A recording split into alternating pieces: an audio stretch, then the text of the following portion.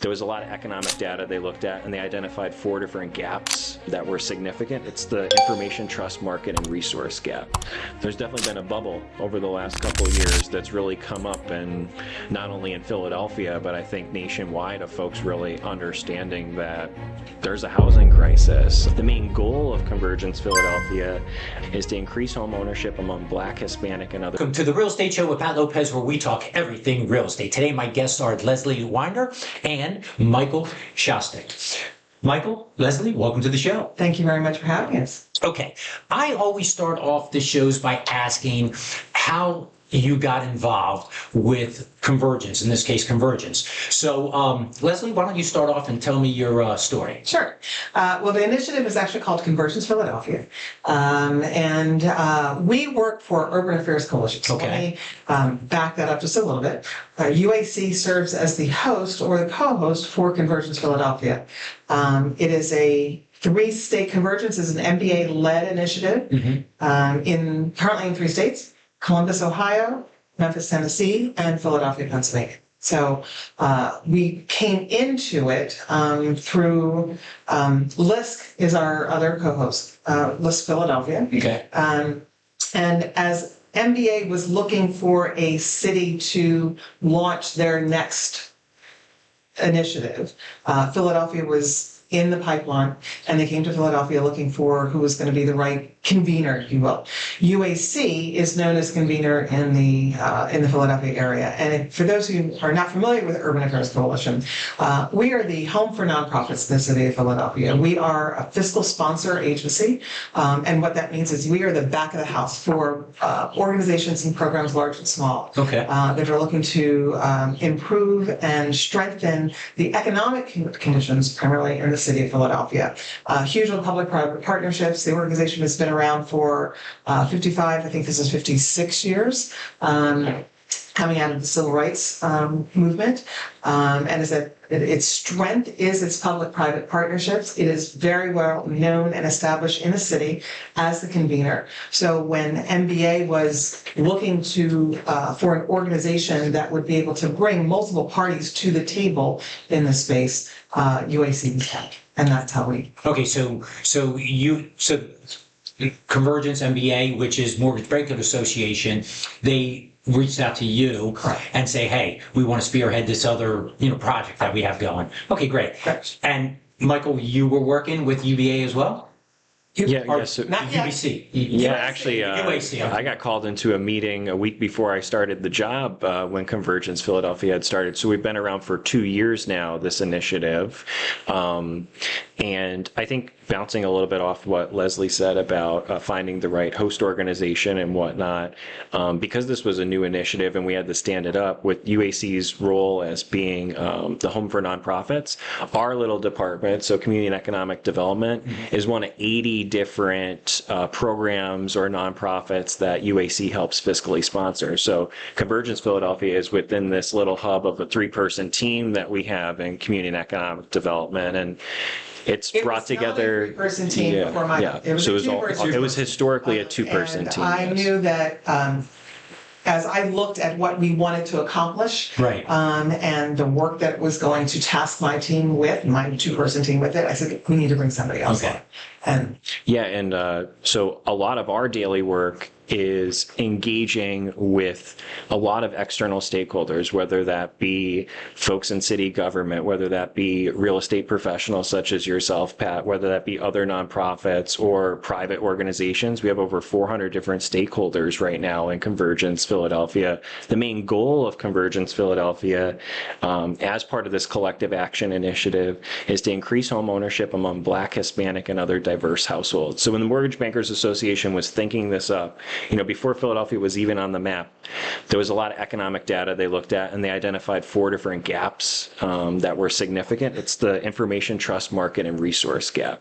So we're tasked of, hey, convene and bring together people to talk about issues specific to Philadelphia that we can address racial disparities on and educate professionals, whether they are real estate professional or whether they are a lender or whether they're just another nonprofit such as UAC, so they could all be have the cultural competency aside from what their specific expertise is in the industry and better understanding the landscape. And hopefully we can move that needle on getting more people into homes, helping foster generational wealth, and do all those great things that folks in the housing industry really care about. Well, let me ask this question. So the main mission then is education and getting others involved? Increase home ownership for Black, Hispanic, and other diverse households in Philly. It is by looking at it from the professional or practitioner side and where the barriers exist. So not necessarily from the homeowner. At the end of the day, it is the barriers for the home buyer, but it's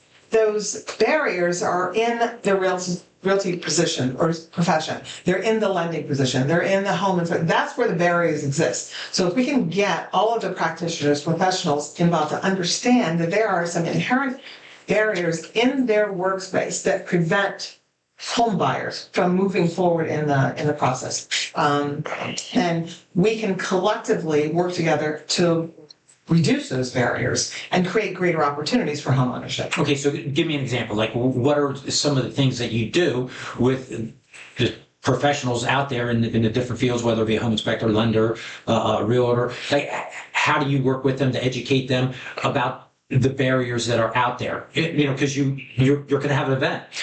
You're having events coming up. So what do you discuss and what do you try teaching? I have an example of one event that we did around Juneteenth last year. Fannie Mae was a part of it. There's data that is clearly evident on the amount of folks that have jobs in the appraiser industry. It's predominantly white individuals. What they did was they partnered with Lincoln University. If anybody was interested in potentially entering that landscape as a career, they talked to everybody about what it means to be an appraiser, and then they did mock interviews and resume reviews. And so that was part of Convergence Philadelphia. Something else that's more so an initiative is, and you probably see this when you're working with some of your clients, someone doesn't know about these down payment assistance programs. That works. There's a really great organization that we partnered with, Down Payment Resource. They have a similar tool with our friends in Columbus right now. We have a tool in Philadelphia. Someone is, say, interested in navigating this landscape to go buy a home and look at what programs are available for them. They answer a couple different questions, and a program will generate to them the 5, 10, however many different potential down payment assistance or special purpose credit programs that are available to them.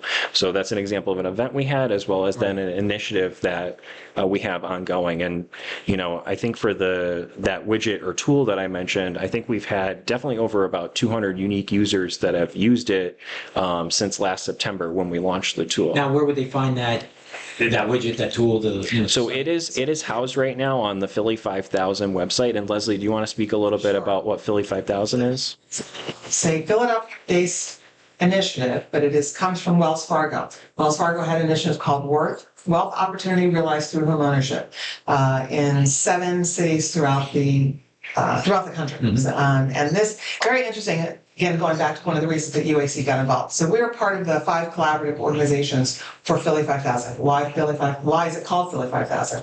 Because the initial mission, if you will, of the initiative was to increase home ownership, 5,000 new homeowners by the end of 2026, targeting more in the lower income Black and brown communities. 5 collaborative partners, and it's actually led by the Urban League of Philadelphia. And our work in that was developing the website and doing some of the convening and marketing communications. Launched about 6 months prior to Convergence. So again, when Convergence is coming in, you think there's a direct overlap in terms of the outreach. They're looking to increase home ownership for a certain population. The difference is that Convergence to focus more on the practitioner side. It's what's called a collective impact model.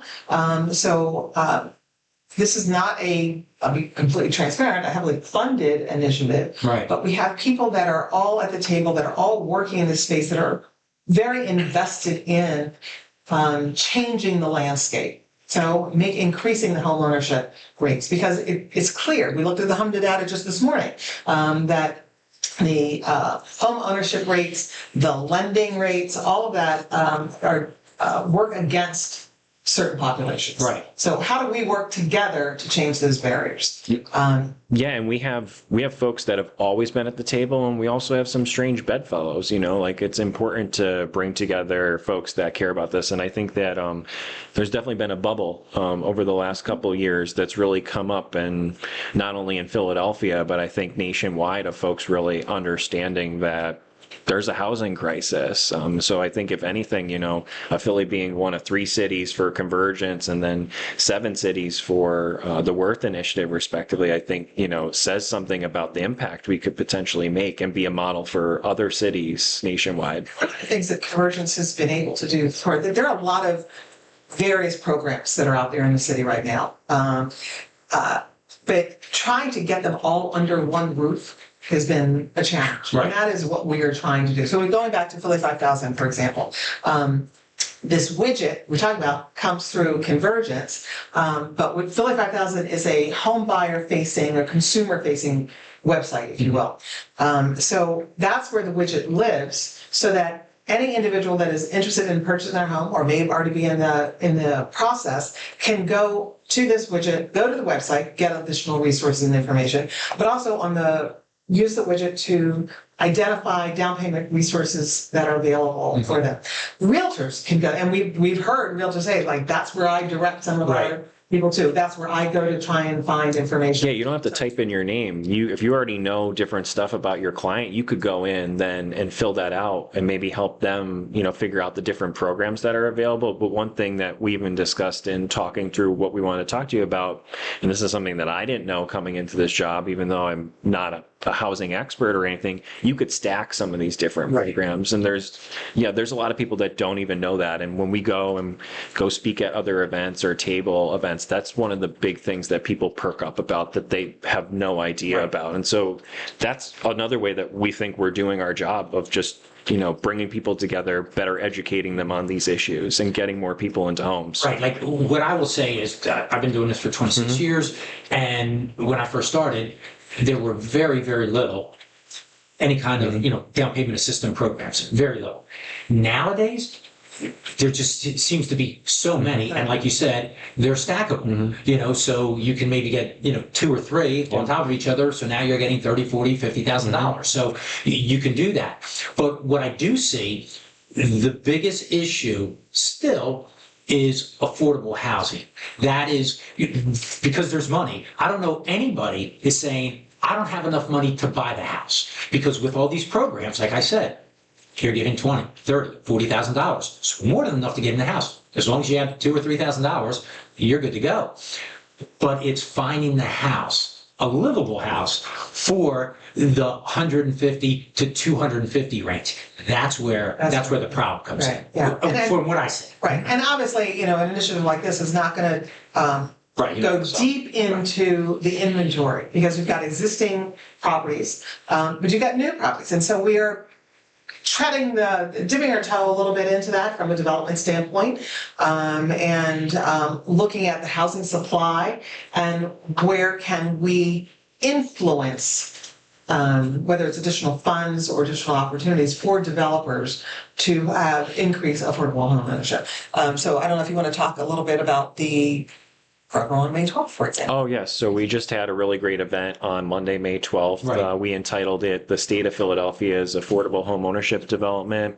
It was a 2-hour event followed by a really great networking happy hour. There were 2 different panels. One was more focused in the nonprofit space. We had a lot of community development corporations, as well as the reinvestment fund sat on the panel, and they spoke about their interactions and some of the public-private partnerships, as well as what education and organizing is needed, where John Chin, the executive director of Philadelphia Chinatown Development Corporation, he was talking about, at what space do you have the community's needs, and at what space do you have the developers' needs. Right. And so really great and fruitful conversation there, as well as then on the for-profit panel, there was a lot of conversations of how sometimes it could take a lot of time for something that does actually work in the development developers realm, or how does someone get involved if they are identify as BIPOC on it? So we had a woman who had started a real estate and development company there called Brass Key Builders. So another really great and fruitful conversation. If anything, the event could have been longer, but we wanted to stack it at the end with the happy hour to make sure that some of these usual actors that are at the table, as well as new actors and strange bedfellows, can interact with one another. So we think we converged a great group of people, and we hope to do more events like that in the future. Right, and I think I read on the flyer about the Mayor Parker's initiative. Right. So, it seems like kind of perfect timing, if you will, to be in this space, pulling together the resources and the contacts and the known entities that we have. So the mayor's, the home initiatives, housing opportunity made easy, Right. With a goal of 30,000 units. That's 13.5 new units. 16.5 preserved, sustained units. And a lot of our work is actually in that preservation space in terms of repair, renew, restore programs. Again, this is information that we want people to know that these programs exist. Right. But the bigger, the big item in there, if you will, is tangle titles and the untangling of titles. And so Philadelphia is a little unique. I don't know if it's Philadelphia or Pennsylvania in its terminology of tangle titles. It is heirs property everywhere else. And we've attended a number of different sessions here locally, as well as in the DC area and around, about heirs property. It is becoming increasingly a hot topic because there are so many people that are affected by this. So what is a tangle title? Basically, this means that there was a woman, I'll say a grandmother, living in a house. Grandma died without a will. And the first child assumed the responsibility of the house. They were already living there with their mother, so they assumed paying all the bills, paying taxes. But they never really transferred the deed. Now it goes down to the granddaughter, right? So because mom has died, so lost both mother and grandmother. Again, legally in their minds, maintaining the house because the bills are being paid. It had been paid off. The taxes are being paid. But now there's, a lot of this affects our older housing stock more than anything else. So not having the resources to be able to do some of the upgrades or full-on maintenance that are needed to do. So they go into one of these programs, and the first thing one knows, do you own the property? Well, yes. Doesn't mind. Right, in your mind. Right. But it never, I've been paying the bills. It never legally transferred, right? So then they go, well, do you have a deed in your name? No, we don't have the deed. Well, who owned the property? So going back to who last owned the property. But at this point, you now have to look at all of the tendrils, if you will. Right. There was that one child that stepped up to move into the house, or maybe we have already been living in the house, but she had 4 siblings. Right. And then that's where it's getting. Right. And those 4 siblings had children. So now there could be 20 people that have a rightful, legitimate claim to the property or a portion of the property. Trying to untangle that. It happens a lot in rural communities, clearly with land. A lot of times it doesn't come to play until there's some natural disaster. And again, there's somebody showing up at, FEMA to try and get some help and resources. So it happens in all communities, not just urban communities. Right. Okay, yeah, that's fascinating. I had a paralegal on, talking about probate and basically saying the same kind of thing. Right. You don't realize, who owns the property, and you have to look at, just how the downlines work. And yeah, it was pretty fascinating how many properties actually go to foreclosure because, people aren't getting along, they're not paying. Exactly. So yeah, that is an absolute mess. Right. Yeah, or could be. Very much. Okay, great. Okay, so June 21st, right? You have a big event just around the corner. What is that about? So this is the Convergence House Party. And we had looked at doing a home buying summit. Symposium type thing, yeah. Fair, home buying fair. At one semi-central location in the city, large enough to accommodate however many people. Right. And the idea came up to do a neighborhood approach. So we're actually doing 4, almost 5 simultaneous events throughout the city on June 20th. June is National Homeownership Month. Okay. This is also the weekend that Juneteenth is celebrated. It's following right after Juneteenth. So the emphasis is really very much on Black home ownership, but it's not limited to that. Right. We're going to be, as I said, in 4 locations. I'm going to let Michael talk a little bit more about the locations and the partnerships. But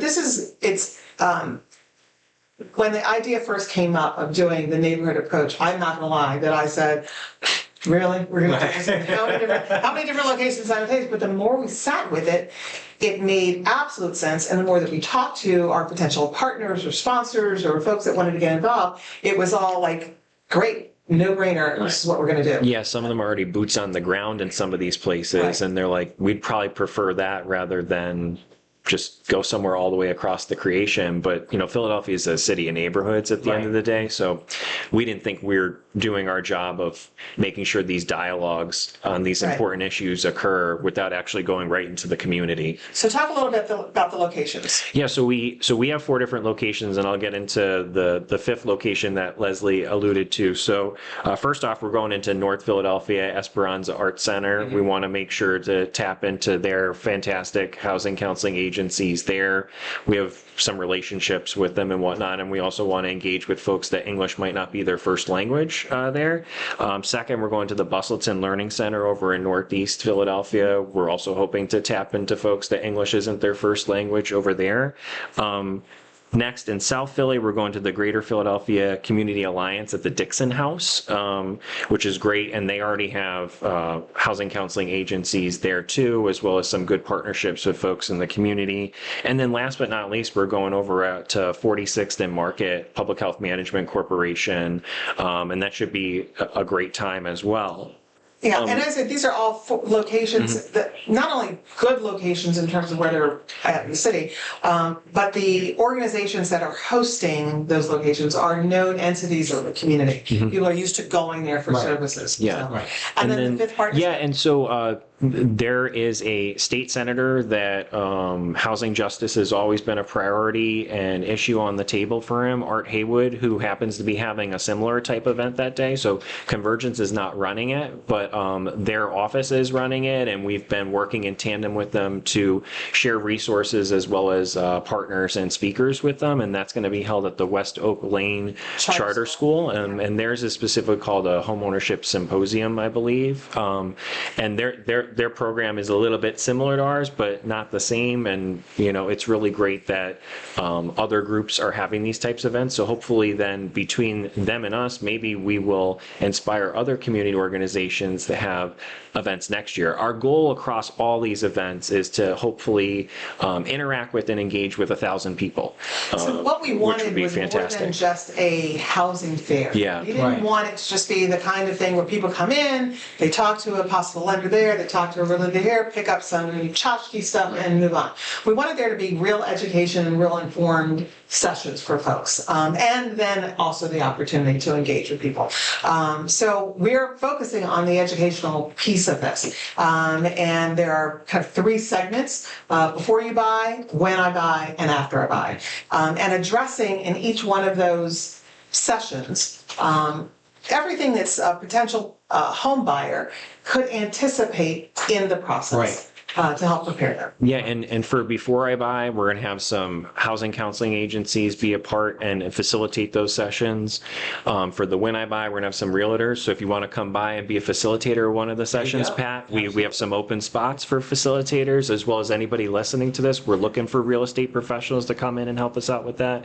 And then for after I buy, some of the legal aid organizations. So both between Philly 5000 and Convergence, we have a fantastic relationship with the legal legal aid works, especially one of the members of our leadership team for Convergence is the managing attorney for Philly VIP. So they've been really spearheading, okay, you're in your house right now, but how do you make sure the upkeep is actually there where, as you said before, yes, somebody might have the $2,000 to get the house in the first place, but it might be times 10 to go repair the place in 10 years. Then the heater goes, Yeah. I don't have more money. Absolutely. And protecting that home. And this is, I say this with some degree of sarcasm, I guess. But you have all of these people working to get you in a home, right?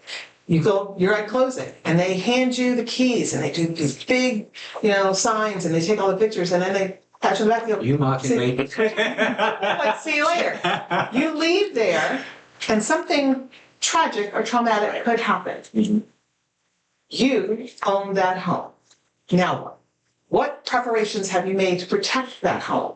So that's where, again, to avoid the tangle titles and the heirs property issues, talk about estate planning. Because, people say estate planning, that's for the rich and wealthy. Well, no, it is, if you own property, you now need to protect that. So that's where a lot of the conversations will go in terms of like the after I buy. Okay, so I know you work with a lot of volunteers. Most people, I guess, are volunteering their time for all this. If somebody wanted to know more about what you do, get more involved on, maybe June 21st, how would they do that? You can reach out to convergencephiladelphia@gmail.com. Also, we have a LinkedIn page. Hopefully, when this gets published, maybe the link could be below the screen. It will be there. Okay, perfect. As well as we have a QR code that we sent you to where you scan the QR code, answer a couple questions. You could join our MailChimp newsletter list, which is we reach over 400 different partners and organizations right now. And I'm also really pleased to say, as of yesterday, we're over 200 followers on LinkedIn. And we do keep frequent updates of events that aren't just Convergence, but are Convergence adjacent and are going on in the city. If anything, we can't keep up on some of the stuff that's going on right now, aside from we want to bring in more partners. And that's also part of the reason why we're here today, because yes, we have real estate professionals at the table, but we definitely don't think we're tapping into them enough or engaging with them enough. I mean, this is really for anybody that is involved in the home buying process, right? So it's housing counselors, it's realtors, it's mortgage lenders, it's appraisers, it could be inspectors, but it is really the entire arc, if you will, of the home buying process, and making sure that at each step along the way, they are as informed, not just in what their objective is. But if a question comes up, maybe they're not going to be able to answer everything, but if they at least know who to refer their potential home buyer to get the information. It should be a partnership, not just with your realtor, but with all of these people all the way through. But the only way for the home buyer to become more educated is for the partners that they're working with to be as educated as possible. Right. Okay. Well, is there anything else? I think we're good right now. If you'll have us back another time, we're happy to talk about more events that are ongoing later this year. Absolutely, we will. Leslie, Michael, thank you Pat. for being on the show. Really appreciate it. Thank you. And it was very educational. I've been wanting, you two to come on, and we did an event with, I guess, the MBA, and that's how we met. Yep. So, that was really Do want to give a special shout out to Abraham Pardo from the Urban League of Philadelphia, who connected us with Pat. And Pat, thank you for your time. Right, he's huge in the city with the education part. So yes, Abraham, how are you? Okay, that's the Real Estate Show with Pat Lopez. Be sure to watch the show every week. I have great guests coming on every week, like you two.